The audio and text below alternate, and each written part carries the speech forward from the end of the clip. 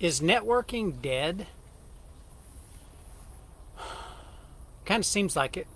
You know, COVID has changed a lot of things this year.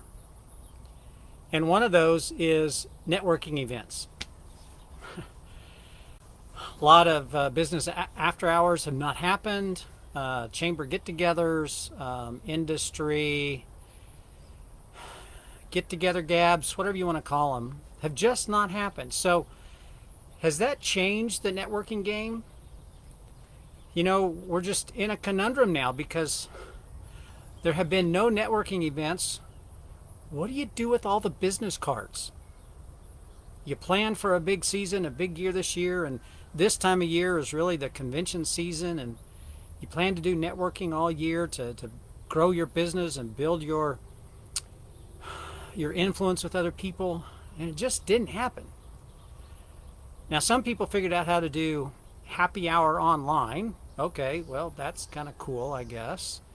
But it's not like the old networking events. So, in today's COVID world, how do you make new contacts? How do you bring in new business if you can't go to a community get-together or an industry get-together and meet new people and develop new contacts? Zoom happy hours just aren't going to get it because people's attentions are elsewhere, and you know, we're always hiding below the screen with our phones. We all do it, admit it. And it's hard. So, networking events. When you go to a networking event, typically your goal is to spend as little time as you can with as many people as you can. And, you know, at the end of the evening, the person who wins the networking event is the person who hands out the most business cards. I guess it's a game of cards, right?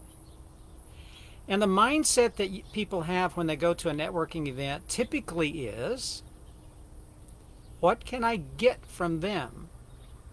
You want to get their name, their contact information, their card. You want to get their email. If you're lucky, they're going to give you their cell phone number. But the attitude and the mindset is, when you go into a networking event, typically is, what can I get from them? And that automatically starts off the relationship on the wrong foot. Because if you're talking to this person wondering, what can I get from them? And they're talking to you saying, what can I get from them? It's just a take and take relationship. And that's not how customers are built. That's not how clients are built. That's not how relationships are built.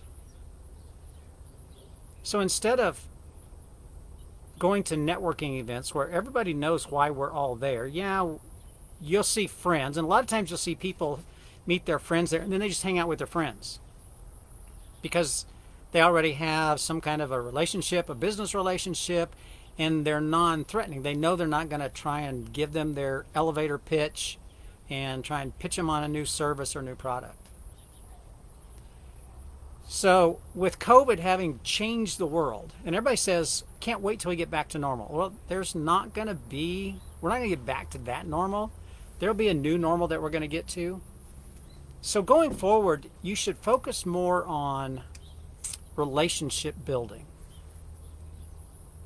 Build your network based on relationships. It's what you do with your friends. And how loyal are your friends to you? Friends and family. Family kind of, well, you got some family that you don't want to have a relationship with. That's a different story. Friends and family, you build relationships with them. And they'll do whatever you need them to do. They'll be there for you. And so if you're building a relationship with other people in a business setting, then you're able to understand what they need. You're able to understand how you can help them, and they can understand what it is that you can help them do. If you're there for them and they're there for you, they're more likely to do business with you. Does it take longer than giving an elevator pitch and a business card and say, hey, I'll call you? Yeah, it does. But you can develop long-term relationships and long-term customers and clients that way. You will develop fewer connections, but they'll be deeper and longer lasting connections.